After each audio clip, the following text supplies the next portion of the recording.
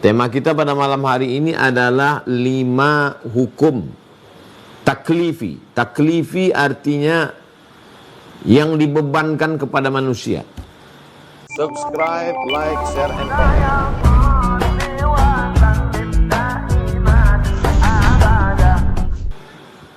Kalau perintahnya itu kuat, namanya wajib. Kalau perintahnya kurang kuat, namanya sunnat. Kalau larangannya kuat, namanya haram. Kalau larangannya kurang kuat, namanya makruh. Tidak disuruh, tidak dilarang, itu namanya mubah. Jadi 5 kotak ini jangan diotak-atik. 5 kotak yang sudah ditetapkan oleh para ulama. Saya ulang sekali lagi.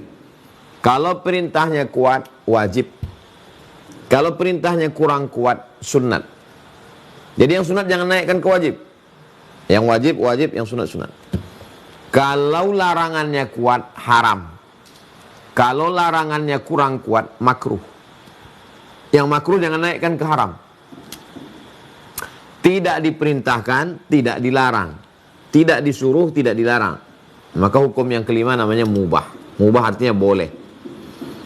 Ini kita akan bahas satu persatu. Yang pertama, perintahnya kuat, wajib. Yusabu fa'iluhu, orang yang melaksanakannya dapat pahala. Wa yu'aqabu tarikuhu, orang yang meninggalkannya dapat dosa dan dapat hukuman. Perintahnya kuat. Contoh, wa aqimus shalah, dirikanlah salat. Aqimis salata liduluki syamsi ila ghasaqil laili wa qur'an al-fajri, dirikanlah salat. Ini dari ayat Al-Quran. Adapun dari hadis Nabi SAW, bunyal islamu ala khamsin. Bangunan Islam ini, dasar bangunannya, pondasinya ada 5. Yang pertama, syahadatu an la ilaha illallah, bersyahadat tiada Tuhan selain Allah. Wa anna Muhammadan Rasulullah, Nabi Muhammad adalah Rasul utusan Allah. Wa iqamis salah, menegakkan salat. Jadi yang namanya wajib ini ada kalanya dalam bentuk kata perintah, solatlah. Atau dalam bentuk kata penekanan makna, Islam ini bangunan, pondasi utamanya adalah solat. Atau dalam bentuk ancaman, man taraka sholata muta'ammidan, siapa yang meninggalkan solat secara sengaja, faqad kafara jihara, maka kafirlah dia secara nyata. Jadi ancaman itu mengandung makna lil wujub, bahwa perbuatan itu wajib. Contoh yang kedua tentang puasa. Ya ayyuhalladzina kutiba alaikumus shiyam, wahai orang yang beriman, wajib bagi kamu melaksanakan puasa. Nah, itu jelas-jelas dikatakan kutiba artinya furiḍa, wujiba, wajib bagi kamu melaksanakan puasa. Lalu kemudian zakat, wa atuz zakah, tunaikanlah zakat. Alladzina yu'tuna zakah, mereka menunaikan zakat. Ada ancaman yang luar biasa. Walladzina la yunfiquna amwalahum fisabilillah, orang-orang yang tidak mengeluarkan zakatnya.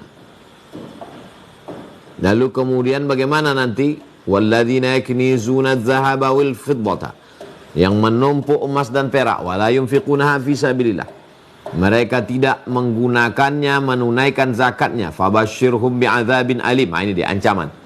Sampaikan kepada mereka, mereka akan terkena azab yang amat sangat menyakitkan. Yauma yuhma 'alaiha, nanti hartanya itu akan dipanaskan, dibuat mendidih emas dan perak simpanannya itu. Fatukwa biha jibahuhum, ditimpakan ke keningnya. Wa junubuhum, ke ususnya. Wa zuhuruhum, ke pundaknya. Lalu kemudian dikatakan kepada dia, hadza ma kanaztum, inilah harta yang dulu kamu tumpuk. Fadzuqu ma kuntum taknizun, rasakanlah akibat dari menumpuk harta. Ini beberapa contoh dari perintah wajib. Salat, zakat, puasa. Ada wajib tapi terikat dengan sesuatu. Haji, wajib. Tapi ada ikatannya. Ikatannya kalau mampu. Walillahi 'alan nasi hajjul bait. Allah mewajibkan bagi manusia melaksanakan haji. Siapa yang wajib? Man istata'a ilaihi sabila. Siapa yang mampu. Artinya yang tidak mampu dia tidak wajib. Yang mampu secara finansial, mampu kesehatan, mampu keilmuan, maka dia melaksanakan ibadah haji. Man wajada sa'atan. Siapa yang punya kelapangan rezeki, falam yahuj, tidak mau dia melaksanakan ibadah haji, mata mitatan jahiliyah, matinya mati jahiliyah. Ini adalah ancaman bagi orang yang tidak mau melaksanakan ibadah haji. Ini namanya wajib. Perintahnya kuat, namanya wajib. Di bawah wajib ada namanya sunnat. Sunat ini selalu diartikan yusabu fa'iluhu wa la yu'aqabu tarikuhu. Orang yang melaksanakannya dapat pahala, yang tidak melaksanakannya tidak dihukum. Salat, ada salat sunat. Salat sunat tahiyatul masjid, salat sunat duha. Yusabu fa'iluhu, yang melaksanakannya dapat pahala, wa la yu'aqabu tarikuhu. Yang meninggalkannya tidak dapat dosa. Itu definisi sunat. Ada puasa sunat, puasa Senin Kamis, puasa Ayyamul Bait 13, 14, 15, 16, 13, 14, 15, puasa Asyura 9, 10, 11, atau 9, 10, atau 10, 11, puasa 6 hari di bulan Syawal, ini disebut dengan sunat. Yusabu fa'iluhu, yang melaksanakannya dapat pahala, wala yu'aqabu tarikuhu, orang yang meninggalkannya tidak dihukum. Ini sunat menurut ahli fikih. Sunat itu terbagi 3. Ada sunat menurut ahli fikih, ada sunat menurut ahli usul fikih, ada sunat menurut ahli hadis. Sedangkan sunat menurut ahli hadis, ma udhifa ila Nabi sallallahu alaihi wasallam min fi'lin aw qaulin aw taqririn aw sifati khalqiyatin wa khuluqiyatin. Menurut ahli hadis, yang disebut dengan sunnah itu, sunnah adalah sesuatu yang keluar dari diri Nabi, sesuatu yang berdasar dari Nabi, sesuatu yang bersumber dari Nabi. Qaulin, ucapan Nabi, au fi'lin, perbuatan Nabi, au taqririn, ketetapan Nabi, au sifati khalqiyatin, fisik Nabi, wa khuluqiyatin, atau kebiasaan pembawaan sifat natural dari Nabi.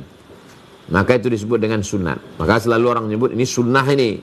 Maksudnya adalah ucapan, perbuatan, ketetapan, fisik Nabi, dan pembawaan kebiasaan Nabi. Itu disebut dengan sunnah menurut ahli hadis. Sedangkan sunnah menurut ahli usul fiqih adalah ucapan, perbuatan, ketetapan Nabi yang mengandung hukum. Nah, jadi yang tidak mengandung hukum, ya dia tidak disebut dengan sunnah. Ucapan, perbuatan, ketetapan Nabi yang mengandung hukum. Karena konsentrasi orang usul fikih itu adalah, usul artinya dasar, fikih hukum, dasar hukum. Jadi kalau Nabi mengucapkan sesuatu, itu menjadi dasar hukum. Nabi melakukan sesuatu, itu menjadi dasar hukum. Nabi diam melihat perbuatan sahabat, itu juga menjadi dasar hukum. Ambil contoh ucapan Nabi SAW, bahwa ucapan Nabi menjadi dasar hukum. Ketika Nabi mengatakan, laula an asyqa ala ummati la amartuhum bis-siwak. Kalau tidak memberatkan bagi umatku, kusuruh mereka bersiwak, gosok gigi inda kulli salah. Itu ucapan Nabi, mengandung dasar hukum. Hukumnya berapa?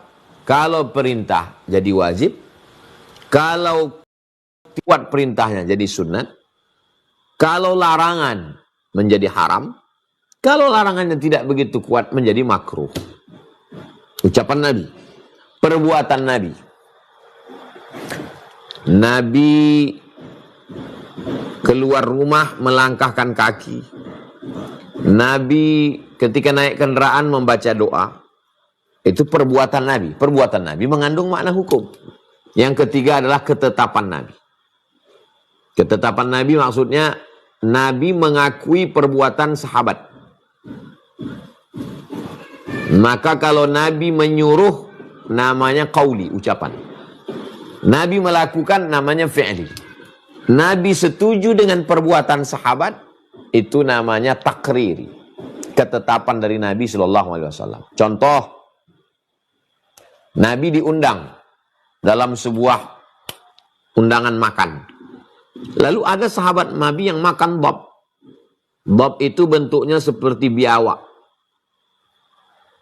Tapi tidak makan bangkai seperti tempat kita. Dia hidupnya di gurun, kadal. Bob namanya. Tulis saja bob dengan huruf ba, bob. Kalau di Mesir ada dijual. Bob.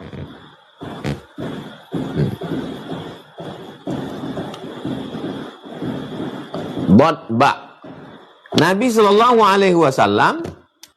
diam melihat sahabat makan bob. Nabi tidak menyuruh. Seandainya Nabi menyuruh, makanlah. Itu berarti hadis qauli namanya, ucapan, statement. Seandainya Nabi ikut makan bersama, itu namanya hadis fi'li, perbuatan. Nabi tidak nyuruh, Nabi tidak larang, Nabi tidak makan, Nabi diam saja. Diamnya Nabi mengandung makna boleh. Itu bahwa makan bob itu hukumnya boleh. Tapi bukan biawak yang tempat kita, karena makannya bangkai. Bob ini makanannya lumut. Dan dia bukan omnivora, herbivora. Makannya daun-daun. Kalau di Mesir ada pasarnya itu, pasar tempat jual bob. Kawan saya dulu waktu kuliah, ada hobi melihara ikan mas koki, ada yang hobi memelihara burung. Ini kawan yang satu ini aneh. Dibelinya sarang satu, dipeliharanya bob. Saya menengoknya pun ngeri. Rupanya hobi dia, suka dia. Nah ini, kalau dimakan bob ini berdasarkan takriri namanya. Jadi kesimpulannya sunnah terbagi pada 3. Sunnah menurut ahli fikih, yusabu fa'iluhu, yang melakukannya dapat pahala, wala yu'aqabu tarikuhu, orang yang meninggalkannya tidak dapat dosa. Sunnah menurut ahli hadis, ucapan, perbuatan, ketetapan, bentuk fisik, kebiasaan Nabi. Itu namanya sunnah. Sedangkan sunnah menurut ahli usul fikih adalah ucapan, perbuatan, ketetapan Nabi yang mengandung unsur hukum. Jadi ucapan, perbuatan, ketetapan Nabi yang tidak mengandung unsur hukum, maka menurut ahli usul fikih tidak disebut dengan sunnah. Kembali kepada kotak 2 tadi. Kalau perintahnya kuat namanya wajib. Perintahnya kurang kuat namanya sunnat. Sekarang antara yang kuat dengan kurang kuat ini ada kotak di tengah. Perintahnya kuat, wajib. Perintahnya kurang kuat, sunnat. Antara kuat dengan kurang kuat ini ada pertengahan. Namanya sunnat muakkad. Sunnah muakkadah bahasa Arabnya. Kita selalu sudah populer istilahnya disebut dengan sunnat muakkad. Ini sunnat muakkad ini. Contohnya sunnat muakkad adalah berkurban. Berkurban itu sunat muakkad. Apa bedanya dengan sunat? Kalau sunat itu diperintahkan Nabi SAW, tapi penekanannya tidak terlalu kuat. Dia ditekan secara kuat, tapi tidak sampai kepada wajib. Itu dia di sunat muakkad. Nanti saya jelaskan bahwa satu masalah tidak sepakat juga antara ahli fikih. Ada juga satu masalah itu menurut satu mazhab wajib, menurut satu mazhab lagi sunat muakkad. Ambil contoh tentang berkurban. Menurut mazhab Hanafi, berkurban itu wajib. Jadi kalau ada ustadz yang berceramah, berkurban hukumnya wajib. Itu menurut mazhab Hanafi. Sedangkan menurut mazhab Maliki, mazhab Syafi'i, mazhab Hambali, berkurban hukumnya tidak wajib. Hanya sunat muakkad. Sunat yang amat sangat ditekankan. Sunat muakkad penekanannya lebih daripada sunat yang biasa. Salat witir. Salat witir menurut mazhab Hanafi wajib. Makanya kemarin datang Syekh Salim Abu Asy, Profesor Dr. Syekh Salim Abu Asy. Pas mau tidur malam, dia mau sholat witir. Karena dia mazhabnya Hanafi. Hampir setiap malam pas mau tidur dia sholat witir dulu. Karena bagi mereka sholat witir itu wajib. Nah, kok bisa? Yaitu ijtihad. Menurut Imam Hanafi, Imam Abu Hanifah, witir ini wajib. Kenapa? Karena Nabi tidak pernah meninggalkannya.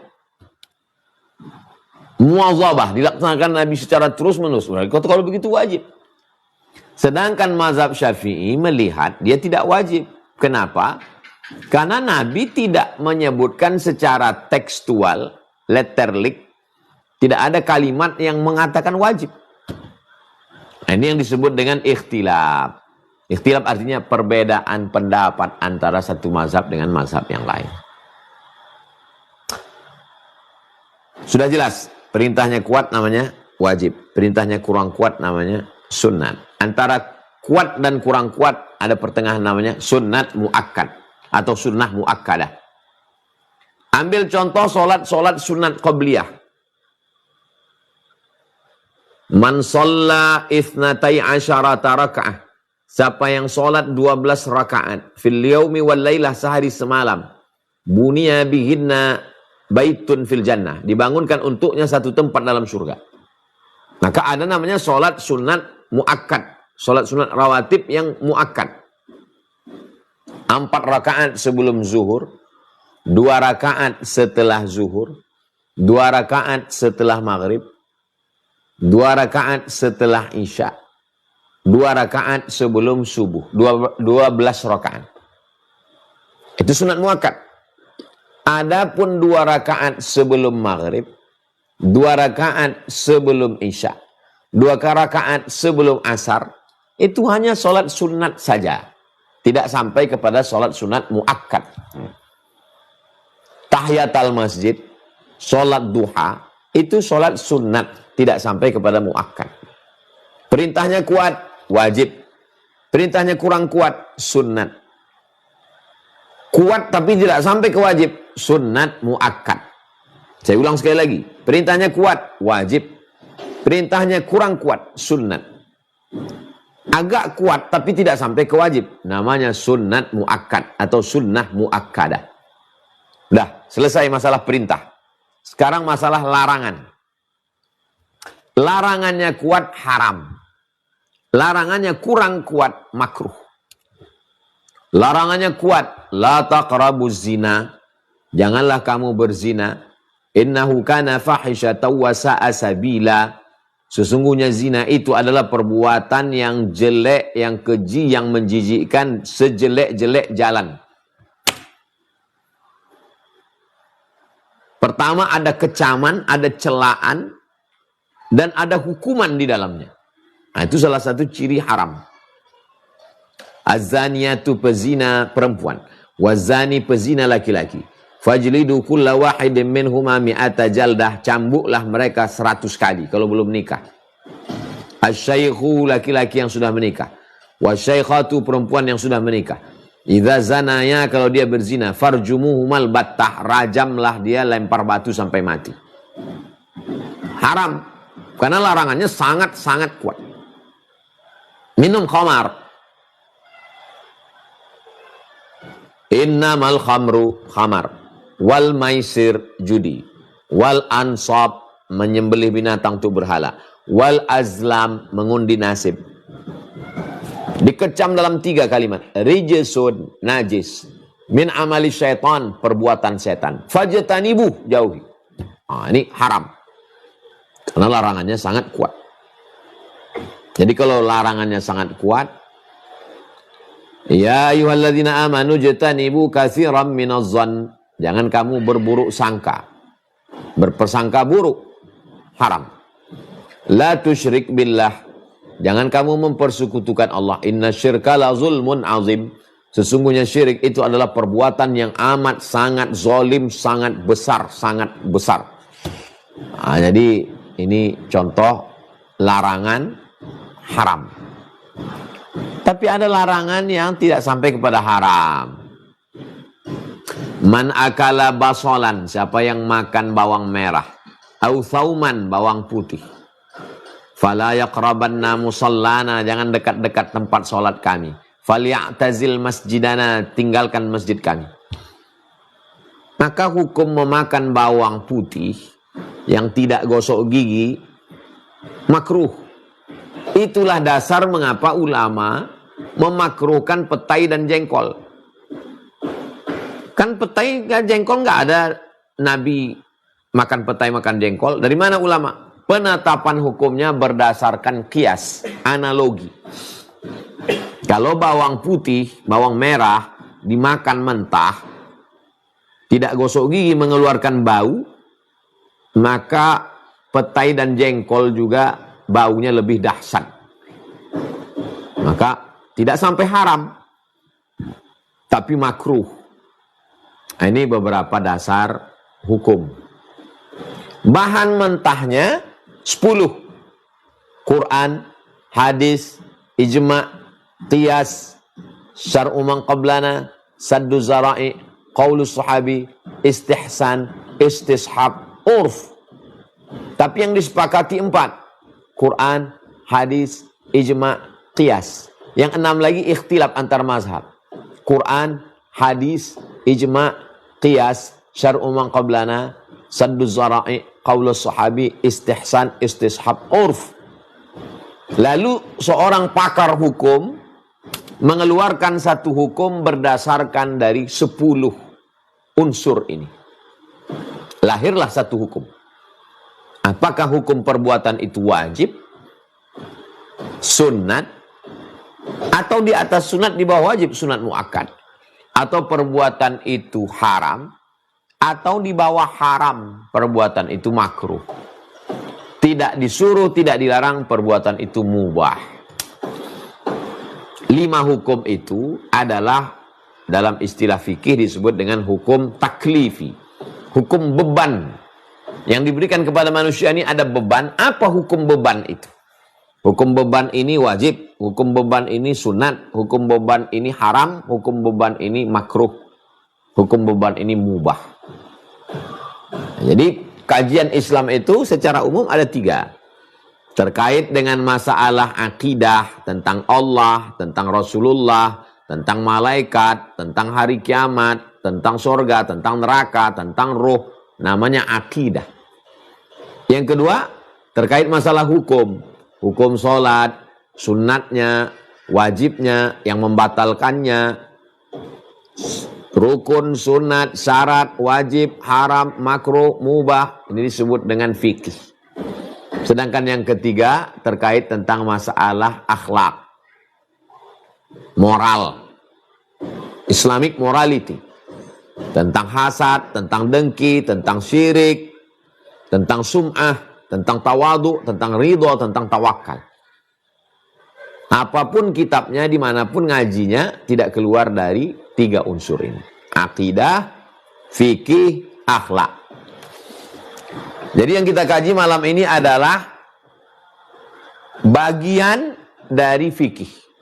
Di dalam fikih itu ada hukum. Hukum itu sumbernya berdasarkan dalil-dalil dari agama Islam. Ambil contoh. Apa hukumnya makan? Pergi kita ke sungai, kita menemukan satu hewan. Apa hukumnya kita makan hewan itu? Maka pertama lihat di Quran, ada tidak dalam Quran? Oh, tidak ada dalam Quran, cari di hadis. Di hadis juga tidak ada. Quran, hadis, di ijma'. Ijma' konsensus, kesepakatan ulama. Tidak juga ada, pakai kias. Kias itu adalah analogi. Menetapkan sesuatu yang sudah ada hukumnya. Menetapkan sesuatu yang belum ada hukumnya kepada sesuatu yang sudah ada hukumnya dengan melihat titik persamaan antara keduanya. Pergi mandi di sungai ketemu buah kecubung. Kalau dimakan, kata orang bisa mabuk, bisa fly. Apa hukumnya? Maka ulama menghukuminya haram. Dari mana dihukumkan haram? Ada rupanya kecubung dalam Quran? Enggak ada. Ada dalam hadis Nabi? Enggak ada. Karena pokoknya itu cuma ada di Asia Tenggara, di tempat kita. Ada dalam ijma? Enggak ada juga. Dan itu bagaimana? Qiyas. Menetapkan sesuatu yang belum ada hukumnya, kecubung. Kepada sesuatu yang sudah ada hukumnya. Khamar, cairan anggur yang sudah melewati proses fermentasi. Dengan melihat titik persamaan antara keduanya. Apa persamaannya? Menghilangkan ingatan. Kecubung, ganja, hasis, rohypnol, morfin, sabu. Maka semua yang menghilangkan ingatan, merusak akal, dikiaskan, dianalogikan kepada khamar. Jadi kalau ada orang mengatakan, marilah kita kembali kepada Quran dan sunnah. Betul. Tapi melalui kias. Karena kalau mau dicari ganja dalam Quran, nggak ada. Dalam hadis juga tidak ada. Karena tanaman itu tumbuhnya di Asia Tenggara. Mana ada di gurun pasir Maroko sana? Di gunung-gunungnya ada. Nah, ini tentang masalah kalau kita menghadapi sesuatu di zaman modern ini. Misalnya ada satu pabrik kosmetik. Pabrik kosmetik lipstick. Ustaz Abdul Somad, apa hukum lipstick ini? Saya tidak tahu apa isi lipstick itu. Yang saya tahu hanya pewarna bibir. Maka saya pun pergilah ke dokter-dokter yang ada di BP POM, Balai Pengawas Obat dan Makanan. Mereka yang terdiri dari pakar kesehatan, dokter-dokter meneliti. Rupanya di dalamnya ada lemak babi. Maka kata dia, Ustadz Abdul Somad, ini di dalamnya ada sekian persen. Maka saya pun mengatakan ini haram. Hurriman alaikumul maitatu waddamu walahmul khinzir babi. Makanya ada namanya ijtihad kolektif. Karena keterbatasan saya sebagai orang fikih yang tidak mengerti masalah kosmetik, masalah alat-alat kesehatan, obat-obatan, maka diperlukan namanya ijtihad kolektif bersama-sama. Atau istilah sekarang namanya majma' fiqih. Atau disebut juga dengan fikih akademi. Kalau di Mesir namanya Majma' al-Buhus, lembaga riset Al-Azhar. Yang terdiri dari berbagai pakar duduk untuk menghasilkan, mengeluarkan satu hukum. Apa hukum aborsi? Hukum aborsi haram. Kenapa aborsi itu haram? Karena membunuh. La taqtulu auladakum khasyata imlaq. Jangan kamu bunuh. Larangan. Larangan berarti haram. An-nafsu bin nafsi. Orang yang membunuh maka dihukum bunuh. Ancaman. Ancaman berarti haram. Tapi di sisi lain, kalau janin ini terus berkembang besar, ibunya mati. Ketemu dua. Kalau dibiarkan besar, ibunya mati. Kalau dibunuh kecil, membunuh. Ketemu dua mudarat. Maka muncullah kaedah akhafud dararain. Mana mudarat yang teringan di antara dua mudarat? Mudarat kematian ibu lebih besar daripada mudarat kematian janin. Maka diputuskanlah boleh. Tapi bukan berarti seorang itu dengan mudahnya mengatakan boleh. Duduk dulu bersama dengan SPOG, spesialis objin. Dengarkan dulu apa pendapat spesialis objin dalam masalah ini. Apakah betul memang nyawa taruhannya? Maka diperlukan seorang dokter yang takut kepada Allah, yang amanah, yang beriman, duduk dengan ulama. Karena si ulama tak punya ilmu kedokteran, si dokter tak punya ilmu usul fikih. Akhirnya duduk mereka, keluarlah satu hukum yang dikeluarkan oleh lembaga riset, lembaga fikih. Kalau di Indonesia namanya Majelis Ulama Indonesia. Di dalam Majelis Ulama Indonesia itu ada satu namanya Komisi Fatwa. Kalau di Malaysia ada namanya Sultan yang mengurus kerajaan. Ada namanya Mufti. Mufti diambil dari kata afta yufti, orangnya mufti. Hasil yang dikeluarkan namanya fatwa. Dulu sebelum Indonesia merdeka, zaman masih kerajaan-kerajaan, ada mufti namanya. Di Sumatera Utara itu ada kerajaan Melayu Delhi. Kerajaan Melayu Delhi itu punya mufti. Kerajaan Serdang punya mufti. Setelah kita menjadi negara kesatuan Republik Indonesia, tidak ada lagi kesultanan-kesultanan, mufti-mufti pun tak ada. Kalaupun ada, hanya sekadar simbol suku Melayu, kerajaan Banjar, kerajaan Bugis Makassar. Ada beberapa mufti. Mufti Tidore masih ada, mufti Ternate masih ada. Tapi kita keluarnya hukum itu adalah melalui komisi fatwa. Komisi fatwa mengeluarkan bahwa hukum ini boleh terkait masalah politik, masalah ekonomi, masalah makanan, masalah transaksi mudharabah bagi hasil, hutang piutang, dan khusus untuk ekonomi itu dikeluarkan namanya DSN, Dewan Syariah Nasional. Produknya nanti dilaksanakan oleh Bank Syariah, diantaranya BSI, Bank Syariah Indonesia. Ustadz, apakah boleh ini kami pakai modal dari Bank Syariah, Bank Riau Kepri Syariah? Nah, itu fatwanya dari Dewan Syariah Nasional. Nah, kesimpulannya kalau perintahnya kuat, wajib, perintahnya kurang kuat, sunat. Kuat tapi tidak sampai ke wajib namanya sunat muakkad. Larangannya kuat namanya haram. Larangannya kurang kuat namanya makruh. Tidak disuruh, tidak dilarang namanya mubah. Mubah artinya boleh dilakukan, dilaksanakan. Sampai sudah jam 8.45. Sebagaimana biasa 8.40 saya kembalikan ke Bang Alvin. Selanjutnya saya serahkan ke Bang Alvin. Kita lanjutkan dalam dialog interaktif. Terima kasih. Assalamualaikum warahmatullahi wabarakatuh. Waalaikumsalam warahmatullahi wabarakatuh. Assalamualaikum. Tadi penjelasan dari Tuan Guru tentang 5 hukum dalam Islam. InsyaAllah kita akan lanjutkan setelah ini sesi tanya jawab Bapak Ibu semuanya.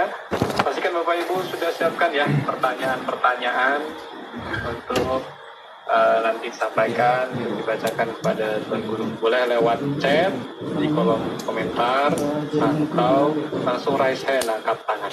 Tapi sebelum itu kami mengajak ke Bapak Ibu semuanya, masih terbuka ruang-ruang amal solih. Ada program kebaikan yang langsung dihidangkan di depan mata Bapak Ibu semuanya. Sedekah atas nama orang tua.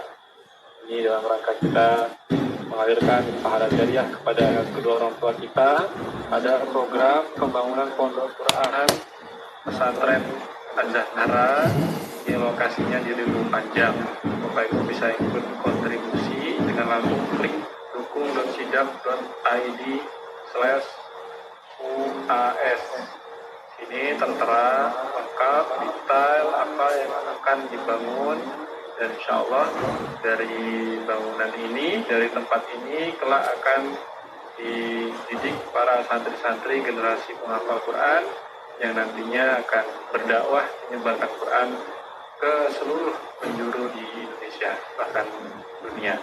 Bapak Ibu, bagi yang ingin ikut kontribusi, saya akan bagikan link di kolom chat ya, di kolom chat.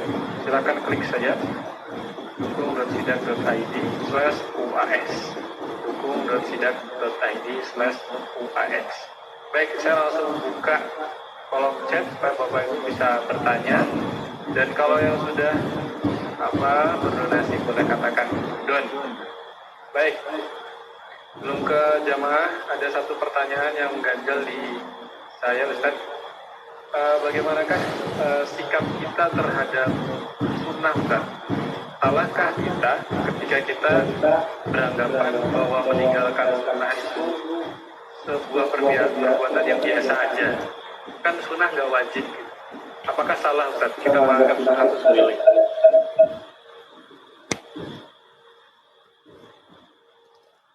Kasih saya contoh, apa perbuatan?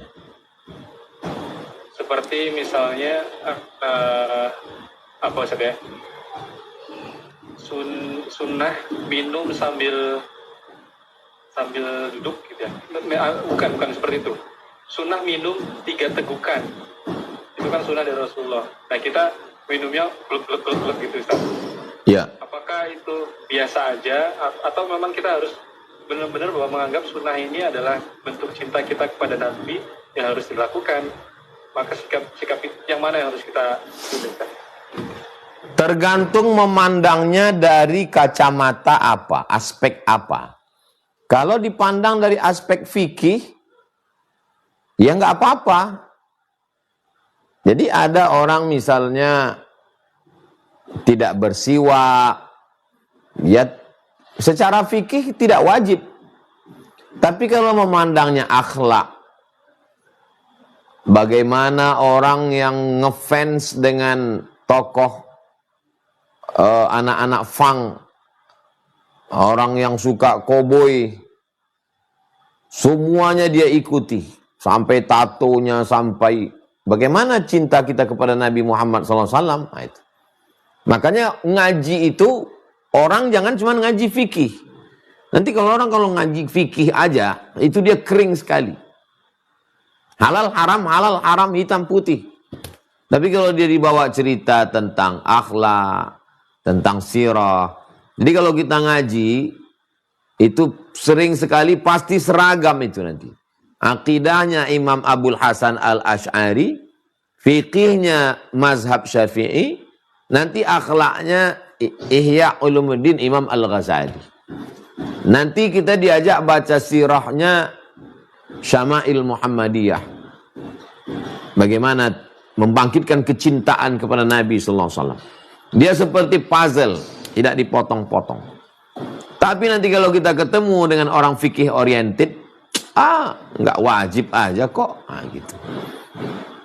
Makanya menuntut ilmu itu man talaba ilman mimma yubtagha bihi wajhullah. Siapa yang menuntut ilmu yang mestinya untuk mencari ridha Allah, tapi ternyata dia pakai untuk liujari bihil ulama, liumari bihis sufaha, hanya untuk mendebat ulama dan membodoh-bodohi orang awam, lam yajid irfal jannah. Dia tak mendapatkan kecuali hanya bau surga saja. Apalagi suka mengkaji perbedaan fikih, lalu diambil fikih yang aneh-aneh, sehingga nanti ketika dikritik orang, ente kan pikniknya kurang jauh, ente belum baca aja. Lihat ini saya baca. Yang tujuannya nanti untuk menunjukkan bahwa bacaannya lebih banyak, lebih tahu dalil. Kurang pada adab, kurang pada akhlak. Walaupun secara fikih, jadi waktu zaman-zaman kuliah banyak orang seperti itu. Di saat usia-usia pencarian 20, 30, tapi nanti setelah umur 40 emosi sudah mulai turun, sudah mulai jadi tidak lagi tertarik, sempat berpetualang, berselancar di dunia. Berselancar di dunia fikih ini. Tapi mulai umur-umur 40 dia tidak lagi mencari itu. Yang dicarinya adalah ketenangan, mengikuti sunnah-sunnah Rasulullah. Nah itu. Demikian Bang Alvin. Baik, satu lagi Ustaz. Saya pernah membaca tentang kaidah fikih. Ini sering digunakan para saudara-saudara kita ketika mengambil hukum ibadah Ustaz. Hukum asal dalam ibadah adalah terlarang. Maka ibadah yang tidak disyariatkan kecuali ibadah yang disyariatkan oleh Allah dan Rasulnya. Seperti misalnya ngambil dalil ini untuk memperkuat bahwa maulidan itu dilarang gitu Ustaz. Apakah seperti apa penerapan kaidah ini? Apakah memang kaidah ini ada benar gitu atau mungkin penerapannya saja yang salah? Al-aslu fil asya al-ibahah. Hukum segala sesuatu adalah mubah. Sampai ada dalilnya yang mengharamkan. Jadi kalau kita melakukan sesuatu yang bukan ibadah mahdah, bedakan antara hukum ibadah mahdah dengan yang ghairu mahdah. Hukum segala sesuatunya adalah mubah. Sampai akhirnya ada dalil yang mengharamkannya. Barulah dia menjadi haram. Sedangkan dalam masalah Misalnya melaksanakan sholat zuhur 3 rakaat. Itu haram. Kenapa? Karena al-aslu fil ibadah, hukum asal dalam ibadah adalah dalil. Adanya dalil. Adapun tentang masalah tahlilan, maulid Nabi, Isra Mi'raj, nuzul Quran, bukan ibadah mahdhah. Bukan ibadah pure. Salat, bayar zakat, diotak-atik nisabnya. Yang sudah ditetapkan ulama 85 gram, dirobahnya menjadi 58 gram. Nah, itu bid'ah itu. Bid'ah dalam ibadah. Adapun perbuatan yang bukan ibadah mahdhah, maka dilihat masih ada tidak cantolannya. Masih ada tidak, kata Imam Syafi'i, kalau tidak bertentangan dengan Quran, tidak bertentangan dengan sunnah, tidak bertentangan dengan ijma', tidak bertentangan dengan qiyas, maka perbuatan itu tidak disebut dengan bid'ah mungkarah. Karena masih ada payung hukumnya. Maka ulama-ulama yang ahli usul fikih, sekaligus ahli hadis, Imam Ibnu Hajar Al-Asqalani, Imam Jalaluddin Abdurrahman As-Suyuti. Coba kita lihat penjelasan Imam Jalaluddin Abdurrahman As-Suyuti dalam kitab Al-Hawi lil Fatawi. Dia kutip pendapat Imam Ibnu Hajar Al-Asqalani. Orang berpuasa pada tanggal 10 Asyura, bersyukur karena Allah menyelamatkan Nabi Musa. 10 Asyura bersyukur karena menyelamatkan Nabi Musa. Tenggelam Fir'aun, selamat Nabi Musa. Kata Imam Ibnu Hajar Al-Asqalani, ada yang lebih besar lagi nikmat Allah. Lebih besar daripada selamatnya Nabi Musa. Lebih besar daripada tenggelamnya Fir'aun. Apa itu? Lahirnya Nabi Muhammad SAW. Kalau selamatnya Nabi Musa disyukuri setiap tahun, maka lahirnya Nabi Muhammad juga lebih layak untuk disyukuri setiap tahun. Lihat bagaimana Imam Ibnu Hajar Al-Asqalani menemukan cantolan hukumnya itu. Itu kan kejeniusan yang luar biasa. Apa berani membid'ahkan Imam Ibnu Hajar Al-Asqalani? Baca Sahih Bukhari, nanti sanadnya kan ke Imam Ibnu Hajar Al-Asqalani. Khataman Sahih Bukhari, sanadnya mana? Imam Ibnu Hajar Al-Asqalani. Baca Sahih Bukhari, nggak paham. Syarahnya siapa? Imam Ibnu Hajar Al-Asqalani.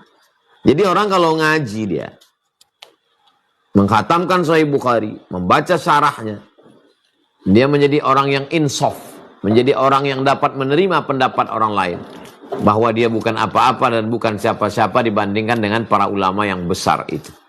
Tapi lagi-lagi dari awalnya mesti jelas dulu, mana ibadah yang mahdhah, mana yang ghairu mahdhah.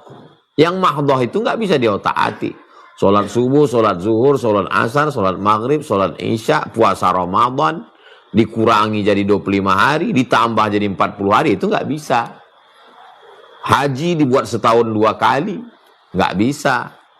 Karena ini adalah yang sudah ditetapkan Allah Subhanahu wa taala. Tapi yang ghairu mahdhah, maka yang ghairu mahdhah itu selama tidak bertentangan dengan Quran, tidak bertentangan dengan hadis, tidak bertentangan dengan ijma', tidak bertentangan dengan qiyas, masih dipayungi oleh dalil yang bersifat umum, maka dia dibenarkan. Oh, nggak bisa kalau nggak ada dalilnya. Baca doa khatam Quran di dalam sholat tarawih di malam Ramadan di Masjidil Haram. Mana dalilnya? Baca doa khatam Quran dalam sholat tarawih di Masjidil Haram yang dilaksanakan setiap tahun. Mana ada dalilnya? Dilaksanakan itu tiap tahun. Kalau bid'ah itu berarti bid'ah lah semua imam Masjidil Haram itu. Satu Masjidil Haram itulah melakukan perbuatan bid'ah. Tapi perbuatan itu tidak bertentangan dengan Quran, tidak bertentangan dengan sunnah, tidak bertentangan dengan ijma', tidak bertentangan dengan qiyas. Kalau mau dicarikan dalilnya setengah mati nyari hadisnya nggak akan ketemu. menemukan Nabi baca doa khatam Quran dalam sholat tarawih. Nggak ada. Kalau ada ketemu Nabi baca doa khatam Quran dalam sholat tarawih, potong telinga saya ini sebelah. Berani saya taruhan. Nah, jadi kalau mau menguji kaedah, maka ujilah dia dengan tatbik, tanfis pelaksanaannya. Kalau dia tidak bisa diterapkan kaedah itu, maka kaedah itu batil. Ini tentang kaedah kalau perbuatan itu tidak ada dalilnya, maka tidak dapat dibenarkan pada ibadah mahdah. Adapun ibadah yang ghairu mahdah, maka sesungguhnya dia selama masih ada cantolan hukumnya, masih bernaung di bawah Quran, hadis, ijma' qiyas, maka diterima. Menurut para ulama, bukan kata Abdul Somad. Demikian Bang Alvin. Wallahu a'lam bishawab. Baik, terima kasih Ustaz. Insyaallah tercerahkan. Berikutnya pertanyaan kami ambil dari kolom chat dari Ibu Khairul Nisa. Menurut Ustaz, apakah arisan termasuk mengundi nasib? Bagaimana hukum arisan, Ustaz? Saya memberikan uang 100.000, Bang Alvin 100.000, Ustadz Ilham 100.000, kita berkumpul semua 100.000. Lalu kemudian 10 orang berarti 1 juta. Lalu kita goncanglah nama ini. Kita goncang 10 orang ini siapa yang keluar. Setelah itu keluar nama saya. Keluar nama saya, berarti saya dapat 1 juta. Maka akadnya adalah akad hutang kepada 9 orang. Saya ngutang kepada 9 orang. Yang mesti saya bayar setiap bulan 100.000. 100.000 sampai 9 bulan ke depan. Itu hukum arisan. Yang jelas orangnya. Adapun nanti datang orang menawarkan ke rumah, ibu, bapak mau ikut arisan? Orangnya berapa ya bu? Nggak usah nanya-nanya. Yang penting bayar aja. Itu rentenir. Orangnya nggak jelas. Yang penting store aja. Itu sebenarnya rentenir lintah darat pakai baju arisan. 10 orang ini ridho. Kalau nama siapa nanti yang keluar. Jadi akadnya adalah akad hutang piutang. Kepada 9 orang. Bukan mengundi nasib. Mengundi nasib itu diambil anak panah. Hurriman alaikumul maitatu waddamu walahmul khinzir. Innamal khamru khamar wal maisir judi wal ansab menyembelih binatang untuk berhala wal azlam. Azlam artinya anak panah yang belum ada bulu ayamnya. Ini anak panah, biasanya di pangkalan ini pasang bulu ayam untuk penyeimbangnya. Bulu ayamnya belum dipasang, lalu digoncang. Besok kira-kira deal atau enggak ya, bisnis deal atau enggak deal ya, goncang. Deal, enggak deal, itu enggak boleh. Enggak boleh kita mengundi nasib. Kita mesti istikharah. Istikharah minta pendapat orang. Boleh nggak saya lanjutkan bisnis ini Pak?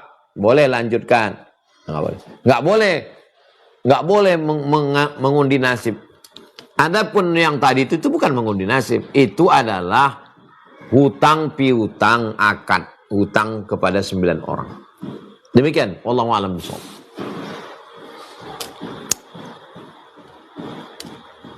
Baik, pertanyaan berikutnya kami bacakan dari kolom chat dari Muhammad Ugus dan satu lagi ini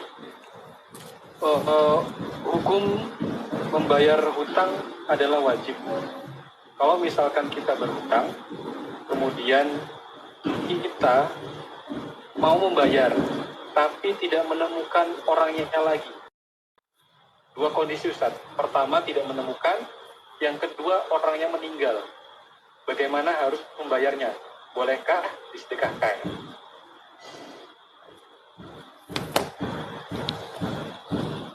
Membayar hutang hukumnya wajib. Orang yang kita pinjam uangnya sudah mati, cari ahli warisnya.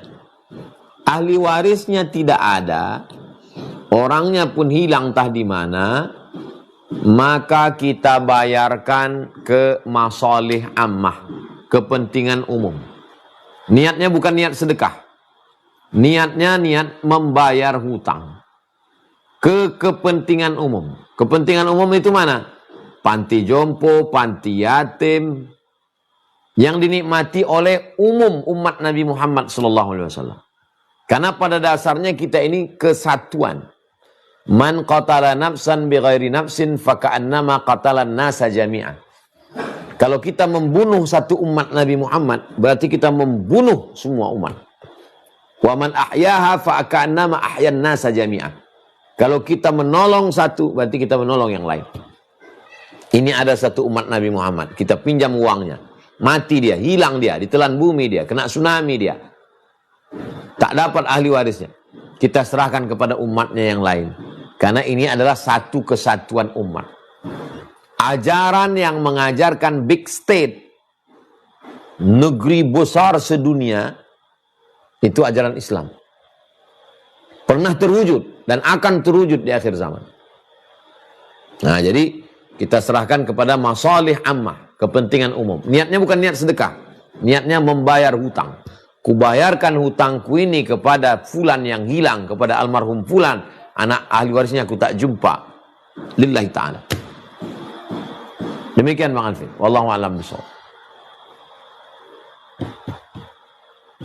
Baik, terjawab ya Bapak Muhammad Gugus.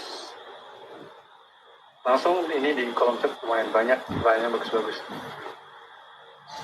Dari Bapak Sam. Assalamualaikum Tuan Guru, izin bertanya bagaimana hukum bekerja di bank konvensional?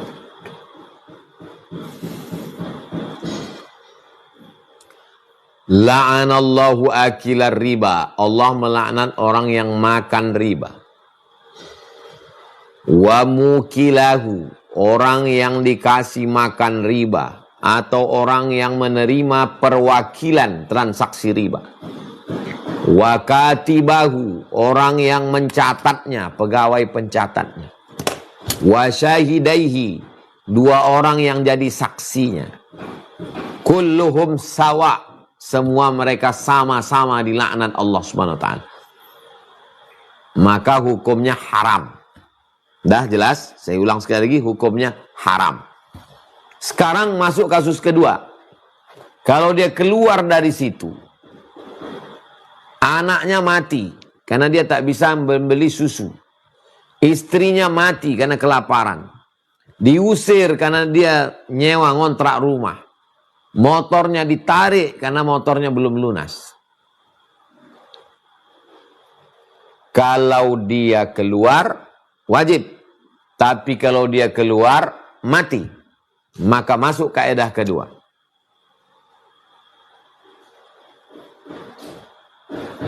Memilih dua mudarat teringan. Masuk ke dalam hutan, mudaratnya tak ada makanan. Mati atau makan babi. Tak boleh pilih mati. Karena ada mudarat yang teringan.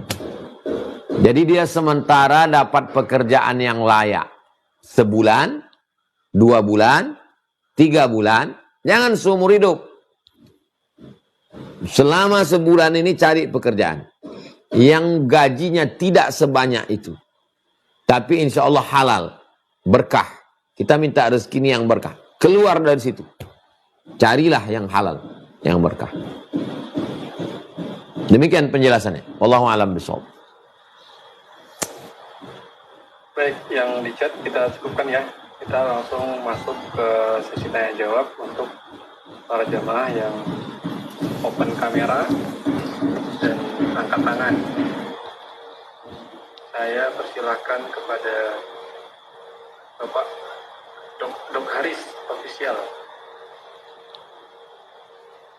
Silakan Bapak, sampaikan pertanyaannya. Assalamualaikum Tuan Guru. Waalaikumsalam warahmatullahi wabarakatuh. Ya, alhamdulillah untuk kesempatannya. ingin saya tanyakan, apa hukum membaca Al-Quran, Ustaz? Apakah diwajibkan membaca setiap hari atau tidak? Lalu kedua, hukum merayakan ulang tahun yang sebenarnya kayak cuman kayak makan-makan bareng keluarga aja, itu merayakan ulang tahun seperti itu gimana Ustaz? Tanpa ada tiup lilin, tanpa ada nyanyi-nyanyi, itu boleh nggak Ustaz? Yang ketiga itu kayak kalau misalnya saya kayak kebiasa melakukan sholat sunnah witir sebelum tidur. Kalau saya nggak lakukan itu rasanya kayak nggak serk gitu Ustaz, nggak enak hati gitu Ustaz. Jadi saya paksakan untuk sebelum tidur itu saya selalu untuk sholat witir gitu Ustaz. Apakah itu saya merubah suatu yang sunnah menjadi wajib Ustaz? Sekian Ustaz. Assalamualaikum warahmatullahi wabarakatuh. Waalaikumsalam warahmatullahi wabarakatuh. Hukum membaca Quran ada kalanya wajib. Kapan baca Quran itu wajib? La salata, tidak sah salat liman lam yaqra' bi Fatihatil kitab. Tidak sah salat bagi orang yang tidak baca Al-Quran. Maka membaca Al-Quran dalam salat, membaca Al-Fatihah wajib. Tidak membaca Al-Fatihah berarti batal salat, karena baca Fatihah rukun salat. Maka membaca Al-Fatihah, membaca ayatnya sunat. Wal maghdubi alaihim waladdallin, amin, Allahu Akbar, sah. Tapi membaca ayatnya sunat. Qul huwallahu ahad, Allahu samad, sunat. Sekarang di luar sholat, apa hukum membaca Al-Quran itu? Maka membaca Al-Quran ada kalanya wajib. Dari mana kita tahu sholat itu wajib? Ya dari Al-Quran. Wa aqimus sholah. Tapi bagi kita yang sudah tahu, mengulang bacaannya itu adalah sunat. Nah, itu penjelasannya. Dalam sholat dan di luar sholat. Maka kita diajarkan, kalau di kampung saya, tradisi kami orang Melayu, kalau laki-laki sebelum sunatan, sebelum khitan, biasanya kami sunatan khitanan itu kelas 6 SD. Nah, nanti ada acara berhatam kaji. Kalau perempuan sebelum akad nikah. Jadi 2 hari sebelumnya ada acara khataman namanya. Sampai sekarang masih dilaksanakan itu di Riau, di Sumatera. Acara khataman. Alhamdulillah di sekolah-sekolah kita di Indonesia wisuda khataman baca Quran. Bahkan tahfiz Quran. Bagus. Yang kedua, bersyukur nikmat lahir ke dunia. Apa hukumnya? Nabi ditanya, kenapa engkau puasa hari Senin ya Rasulullah? Kata Nabi, zaka yauma wulidtu. Hari Senin aku dilahirkan.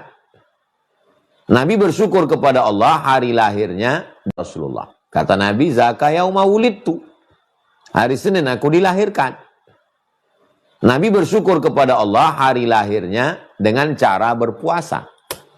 Tapi cara bersyukur kepada Allah ada kalanya dengan puasa, ada kalanya dengan sholat, ada kalanya dengan sedekah. Saya bersyukur pada Allah karena umur saya sudah 46 tahun. Lalu saya berpuasa. Baik, beribadah kepada Allah, tak ada maksiat. Saya bersyukur kepada Allah karena saya sudah sehat hidup. Lalu saya undang kawan-kawan saya makan, baca doa. Tak ada masalah. Di mana letak masalahnya? Ketika meniup lilin dan memanjatkan doa. Itu adalah tradisi kaum paganisme. Jauh sebelum Nabi Isa. Kaum pagan penyembah berhala. Yang meniup api untuk memanjatkan doa. Tradisinya itu yang dibuang. 3. Hukum sholat witir. Menurut mazhab Hanafi wajib. Tapi menurut mazhab yang lain tidak wajib, sunat. Bagaimana kalau kita mewajibkan diri kita? Melazimkan, melakukan sesuatu secara terus-menerus. Setiap mandi berwudu. Setiap mandi berwudu. Kalau nggak berwudu rasa nggak enak. Sebelum berangkat sholat sunat. Sebelum berangkat sholat sunat. Baik, nggak salah. Itu namanya proses pembiasaan. Allah bisa karena biasa. Saya sampai hari ini setiap mandi berwudu. Setiap mandi berwudu. Sehingga kalau saya mandi, insya Allah saya enggak habis mandi, wudu, nanti kalau ada orang ngajak sholat, saya langsung sholat. Karena saya setiap habis mandi, pasti saya berwudu. Tapi itu tidak menjadi wajib. Karena kalau dia menjadi wajib, tidak dilaksanakan, berarti haram. Hanya sekedar proses pembiasaan diri. Allah bisa karena biasa. Tidak merubah hukumnya. Demikian. Wallahu a'lam bishawab. Baik, Mas Bapak. Kita langsung saja ke peserta berikutnya. Kami persilakan Ibu Irianti. Silakan open mic-nya, Ibu. Sampaikan pertanyaannya. Assalamualaikum warahmatullahi wabarakatuh. Waalaikumsalam warahmatullahi wabarakatuh. Ustaz, bagaimana ya hukumnya kalau misalkan kita sholat ini, sholat apa namanya,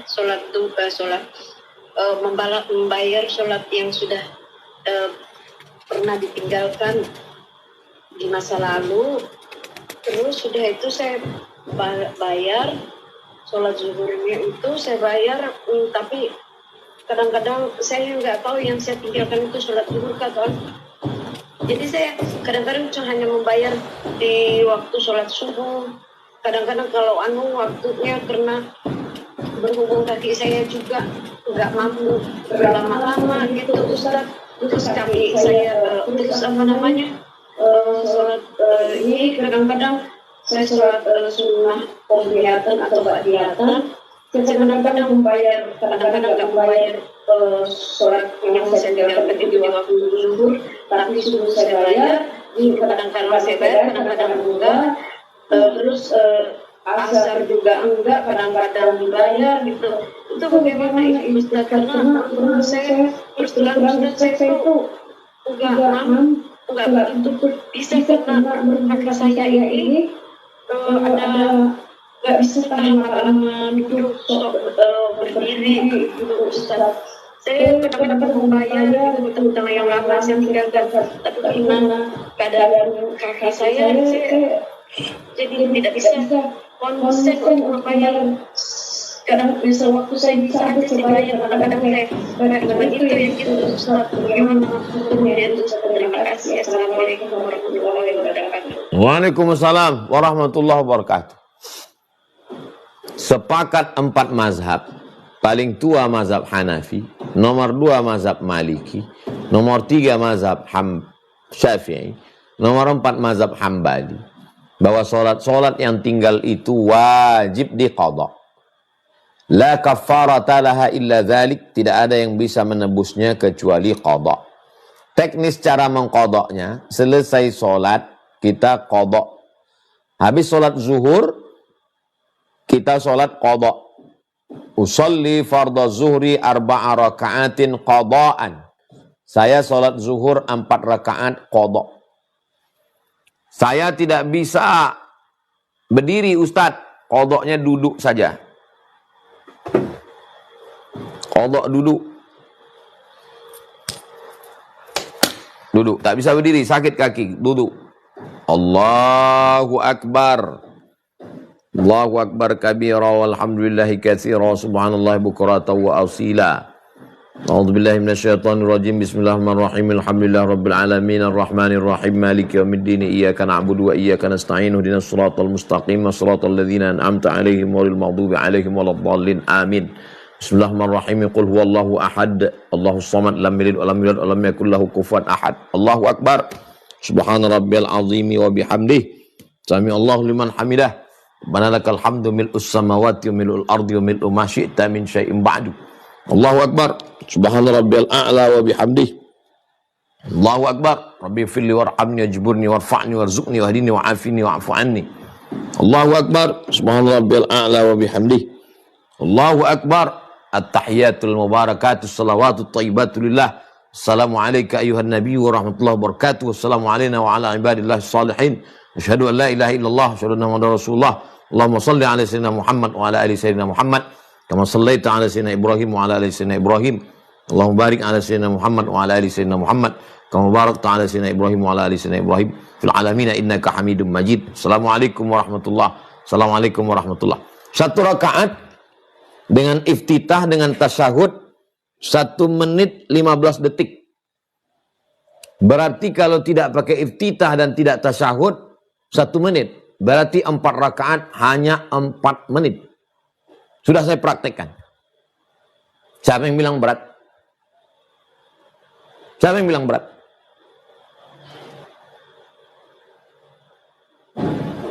Setiap selesai salat, qadha. Habis zuhur, qadha zuhur. Habis asar, qadha asar. Habis maghrib, qadha maghrib. Habis isya, qadha isya. Habis subuh, qadha subuh. 1 rakaat dengan iftitah dan tasyahud sudah kita praktekkan 1 menit 15 detik. Bagaimana dengan yang tidak ada iftitah? Yang rakaat 3 rakaat 4 yang hanya Fatihah. Siapa yang bilang berat? Wallahu a'lam bishawab. Demikian Bang Alvin. Baik. Pertanyaan satu lagi, Ustaz. Di tengah terbukanya Palestina dianjurkan untuk membaca doa kunut nazilah, Ustaz. Kalau kita membacanya ketika sholat munfarid sendiri, apakah itu boleh, Ustaz? Ketika Nabi mengutus da'i 70 orang dibunuh oleh suku Ri'il, Zakwan dan Usayyah, maka Nabi membaca kunut 1 bulan. Qanata syahran. Allahumma al'an Usayyah.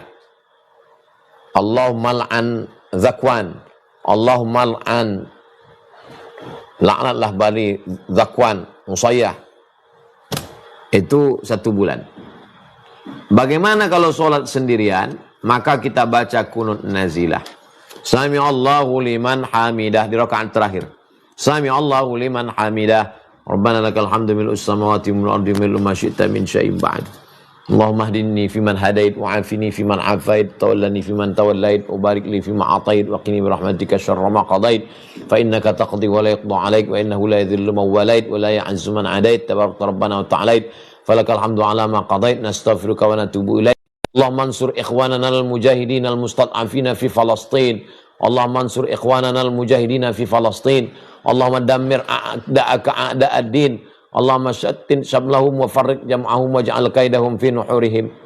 Allahumma ansur man nasaraddin. Wa sallallahu ala sayyidina Muhammad wa ala alihi washabihi wasallam walhamdulillahi rabbil alamin.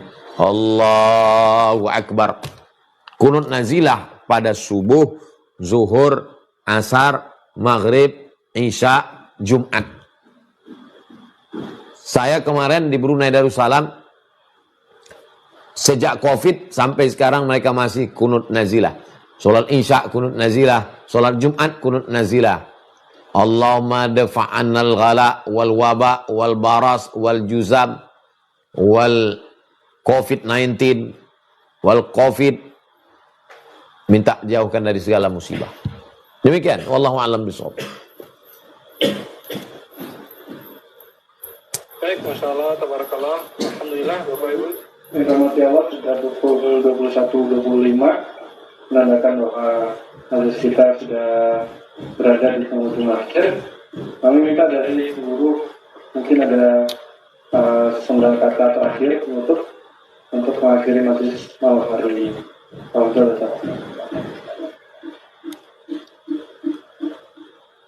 Wajib, sunat, haram, makruh, mubah adalah kotak yang sudah disiapkan ulama. Kita pelajari, kita pahami, kita amalkan untuk acuan dalam beribadah. Tapi di samping fikih, kita berakhlak kepada Allah. Kenapa kita sholat sunat? Bukan karena masalah ini sunat, tapi karena kita ingin mensyukuri nikmat Allah Subhanahu wa ta'ala.